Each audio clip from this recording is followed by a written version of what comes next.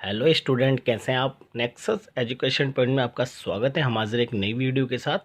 आज हम बात करेंगे बीए प्रोग्राम सेमेस्टर 5 की हिस्ट्री, 20वीं सदी के विश्व इतिहास के मुद्दे के ऊपर बात करेंगे हम। मोस्ट वेरिएंट टॉपिक है राष्ट्रसंघ की संरचना। तो बच्चों, राष्ट्रसंघ की संरचना के बारे में हम इस टॉपिक के ऊपर बात करेंगे। अगर आपने अभी तक हमारे चैनल को सब्सक्राइब नहीं किया है तो हमारे चैनल को सब्सक्राइब करें, बेल आइकन जरूर बजाएं ताकि हमारी आने वाली वीडियो का नोटिफिकेशन आपको आसानी से मिल सके। राष्ट्रसंघ की संरचना की संपूर्ण जानकारी के लिए हमारे इस वीडियो को लास्ट तक देखिए। चलिए शुरू करते हैं, देखते हैं राष्ट्रसंघ की संरचना होती क्या है। राष्ट्रसंघ के बीच आपसी सहयोग, विवादों के समाधान और विश्व शांति को बढ़ावा देने आदि के लिए राष्ट्रसंघ की स्थापना की गई। जैसा कि बच्चों, प्रथम विश्व युद्ध 1914 से लेकर 18 तक जब चला तो उस दौरान कोई भी एक अंतर्राष्ट्रीय संस्था नहीं थी जो विवादित राष्ट्रों के बीच में आपसी सहयोग को बढ़ावा दे और युद्ध को रोकें। इसलिए विश्व के देशों ने, यानी यूरोप के देशों ने, आपसी राष्ट्रों के बीच आपसी सहयोग को बढ़ावा देने और विवादों के समाधान के लिए एक अंतर्राष्ट्रीय संस्था की स्थापना के लिए प्रयास शुरू किए, जो विश्व शांति को बढ़ावा देने के लिए की गई थी। राष्ट्रसंघ की स्थापना की गई। इसके अंतर्गत जो अंतर्राष्ट्रीय संस्था थी वो बनाएगी राष्ट्रसंघ। राष्ट्रसंघ की रचना शांति के लिए विल्सन के 14 सूत्रों में एक मुख्य बिंदु थी। पेरिस शांति सम्मेलन ने 25 जनवरी 1919 में राष्ट्रसंघ की स्थापना के प्रस्ताव को स्वीकृति दे दी। तो राष्ट्रसंघ को जो हरी झंडी मिली थी वो मिली थी 25 जनवरी 1919 को, और राष्ट्रसंघ के औचित्य की रूपरेखा एक विशेष आयोग द्वारा बनाएगी कि राष्ट्रसंघ कैसे बनेगा, उसकी जो स्ट्रक्चर है, यानी उसका जो औचित्य है राष्ट्रसंघ का, उसके लिए एक आयोग बनाया गया, एक विशेष आयोग बनाया गया था। और ये संधि जो थी, राष्ट्रसंघ की जो संधि थी वो 28 जून 1919 को हस्ताक्षर के लिए खोल दी गई और इस पर विश्व के देशों ने हस्ताक्षर किए और 10 जनवरी 1920 में राष्ट्रसंघ आधिकारिक रूप से अस्तित्व में आया, जिसका मुख्यालय जेनेवा यानी स्विट्जरलैंड में था। राष्ट्रसंघ में हस्ताक्षर करने वाले 44 राष्ट्र थे। राष्ट्रसंघ की आधिकारिक भाषाएं फ्रेंच और अंग्रेजी एवं स्पेनिश थी। तो इस तरह से विश्व शांति को बढ़ावा देने के लिए एक राष्ट्रसंघ एक अंतर्राष्ट्रीय संगठन के रूप में मौजूद हुआ। तो इस राष्ट्रसंघ ने विश्व के सारे देशों को अपने प्रभाव क्षेत्र के माध्यम से बहुत सारी समस्याओं से अवगत कराया और उनके विवादों को शांतिपूर्ण तरीके से भी सुलझाया। तो ये हमने बात करी राष्ट्रसंघ के परिचय के बारे में। अब चलिए आगे देखते हैं राष्ट्रसंघ के प्रधान अंग। तो जब राष्ट्रसंघ की स्थापना हुई तो बच्चों, उसके लिए राष्ट्रसंघ के प्रधान 4 अंगों की स्थापना की गई, जिसमें से पहला अंग था सचिवालय। तो राष्ट्रसंघ के सचिवालय जो था, राष्ट्रसंघ के सचिवालय के महासचिव की नियुक्ति सभा के अनुमोदन के साथ परिषद द्वारा होती है। तो राष्ट्रसंघ का जो प्रशासनिक अंग था वो सचिवालय था, और सचिवालय का एक प्रशासनिक यानी एक महासचिव होता है, और इस महासचिव की जो नियुक्ति थी वो सभा के द्वारा सभा के अनुमोदन और परिषद की सलाह से होती थी, यानी सभा करती थी परिषद की सलाह से।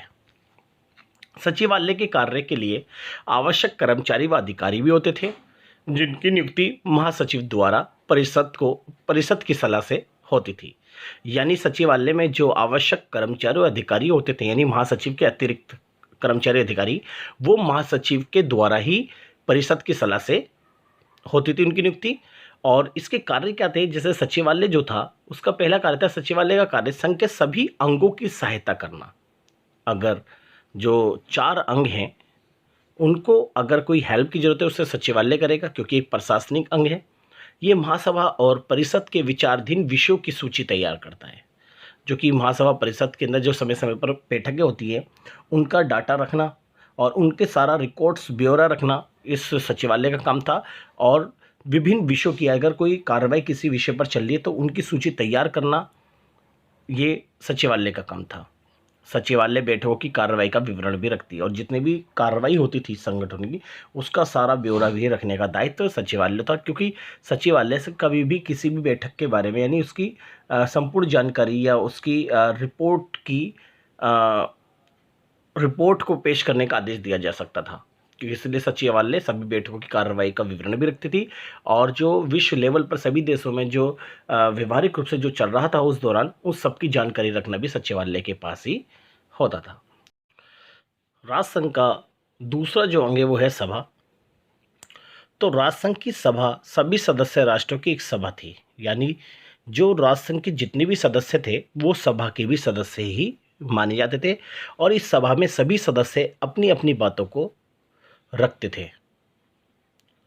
प्रत्येक राष्ट्र को 3 प्रतिनिधि रखने व 1 वोट देने की अनुमति थी, यानी राष्ट्रसंघ का जो भी देश सदस्य देश है वो अपने 3 सदस्य इसमें भेज सकता था, लेकिन 3 सदस्य भेजने के साथ साथ उनका एक ही वोट यानी जो भी एक मत होता था यानी उनको 1 वोट देने की अनुमति थी।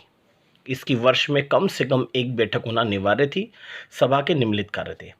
जो सभा थी राष्ट्रसंघ की उसका पहला कार्य था सदस्य राष्ट्रों के बीच तालमेल स्थापित करना, यानी जो भी राष्ट्रसंघ के सदस्य हैं उनमें तालमेल बनाना ताकि उनमें जो बंधुता है यानी भाईचारा है वो बढ़ा रहे। नेक्स्ट, नए सदस्य राष्ट्र बनाना व निलंबित करना, यानी अगर राष्ट्रसंघ को यानी सभा को राष्ट्रसंघ का अगर सदस्य बनाना है उसकी सदस्यता देना और उन्हें राष्ट्रसंघ की सदस्यता छीनना उन देशों से।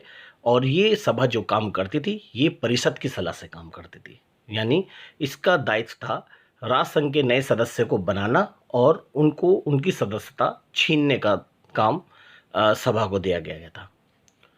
अंतर्राष्ट्रीय न्यायालय के न्यायाधीशों की नियुक्ति परिषद की सलाह से करना, यानी जो अंतर्राष्ट्रीय न्यायालय उनके जो न्यायाधीश हैं उनकी नियुक्ति सभा करती थी परिषद की सलाह से। नेक्स्ट है परिषद। ये राष्ट्रसंघ का तीसरा अंग है। बच्चों ये जो अंग है आगे पीछे भी लिख सकते हो। तो राष्ट्रसंघ की परिषद में 4 स्थायी सदस्य यानी 4 स्थायी सदस्य कौन कौन से थे? इंग्लैंड, फ्रांस, इटली, जापान और 4 अस्थायी सदस्य होते थे।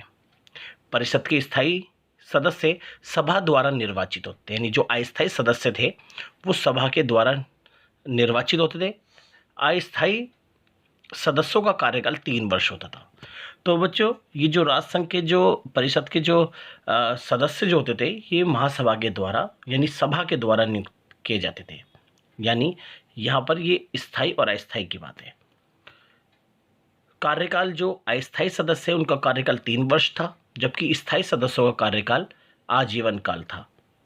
इस परिषद के कार्य थे विश्व में शांति की स्थापना करना, विश्व के विभिन्न देशों के बीच विवादों का निपटारा करना, क्योंकि परिषद का काम, क्योंकि इस परिषद को एक सैन्य शक्ति दी गई थी। जो भी विश्व के विभिन्न देश हैं उनमें अगर कोई विवाद है उन्हें निपटारा करना, यानी उनके बीच में संधियां कराना, समझौते कराना, वार्तालाप कराना, बातचीत को बढ़ावा देना, यानी विश्व में शांति की स्थापना के लिए जितने भी विवाद हैं उनको सुलझाना। क्योंकि ये जो आने वाले जितने भी युद्ध हैं उनको रोकना इसका दायित्व था। राष्ट्रसंघ के नए सदस्यों के लिए सभा को सलाह देना, विभिन्न राष्ट्रों के द्वारा निशस्त्रीकरण के लिए विभिन्न योजनाएं बनाना ताकि हथियारों की होड़ कम हो सके और विश्व जो था विश्व के सारे देश युद्धों से बच सके, ये परिषद का काम था। और नेक्स्ट है स्थायी अंतर्राष्ट्रीय न्यायालय। तो ये परिषद का जो हमारी जो राष्ट्रसंघ है उसका चौथा अंग है। राष्ट्रसंघ के न्यायिक अंग को अंतर्राष्ट्रीय न्यायालय कहा जाता है। आपको पता है कि न्यायिक जो अंग होता है उसका काम है न्याय करना, यानी सदस्य राष्ट्र जितने विश्व के देश हैं अगर कोई अपने विवाद सभा के सामने यानी राष्ट्रसंघ के सामने आता है तो वो उन विवादों को राष्ट्रसंघ स्थायी जो अंतर्राष्ट्रीय न्यायालय उनके पास भेज देता है। और इस स्थायी अंतर्राष्ट्रीय न्यायालय की स्थापना राष्ट्रसंघ के औचित्य की धारा 14 के तहत 15 फरवरी 1922 को हुई थी। इसका मुख्यालय यानी जो अंतर्राष्ट्रीय न्यायालय इसका मुख्यालय हेग यानी नीदरलैंड में है। इसमें विभिन्न देशों के 11 न्यायाधीशों की नियुक्ति की गई थी, परंतु 1931 में न्यायाधीशों की संख्या बढ़कर 15 कर दी गई थी। इन्हीं न्यायाधीशों में से 3 वर्ष के लिए एक मुख्य न्यायाधीश नियुक्त किया जाता था। स्थायी न्यायालय यानी जो स्थायी अंतर्राष्ट्रीय न्यायालय उसका काम था जैसे कि राष्ट्रों के बीच विवादों की सुनवाई करना, या ये न्यायालय अंतर्राष्ट्रीय कानूनों की व्याख्या भी करती थी। जितने भी कानून बनने उनकी चार्टर के अनुसार उनकी व्याख्या करना।